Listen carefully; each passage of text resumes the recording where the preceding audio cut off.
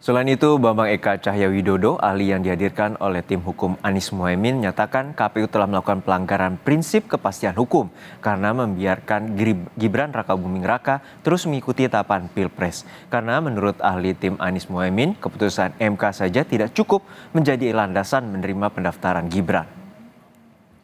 Diatur dalam PKPU sehingga putusan MK saja tidak cukup menjadi landasan menerima pendaftaran Gibran. Meskipun MK telah membuat putusan nomor 90 PUU 21/2023, KPU harus tetap mengubah peraturan KPU 19 terlebih dahulu untuk menyesuaikan syarat calon. Perubahan frasa dalam putusan mahkamah tidak bisa dipisahkan dari kedudukan mahkamah sebagai negatif legislator, sehingga putusan mahkamah harus dinilai setingkat dengan undang-undang yang memerlukan peraturan KPU untuk dioperasionalkan, terutama dalam peraturan KPU. Hal ini sesuai dengan perintah Undang-Undang Pemilu pasal 12, pasal 13, pasal 75 Undang-Undang Pemilu, dan lebih jauh lagi harus mengacu kepada pasal 231 ayat 4 Undang-Undang Pemilu yang memerintahkan ketentuan lebih lanjut mengenai tata cara verifikasi terhadap kelengkapan dan kebenaran dokumen persyaratan administrasi bakal pasangan calon diatur dalam peraturan KPU.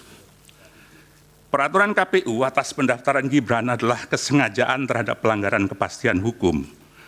Kebutuhan peraturan KPU mengatur penyesuaian dengan putusan MK tidak hanya kebutuhan administratif, tapi juga kebutuhan hukum pemilu agar tidak timbul kekosongan hukum pasca putusan MK.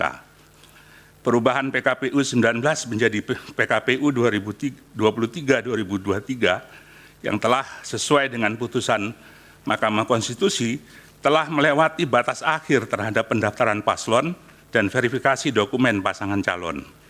Maka verifikasi terhadap saudara Gibran Raka masih menggunakan dasar hukum nomor 19/2023.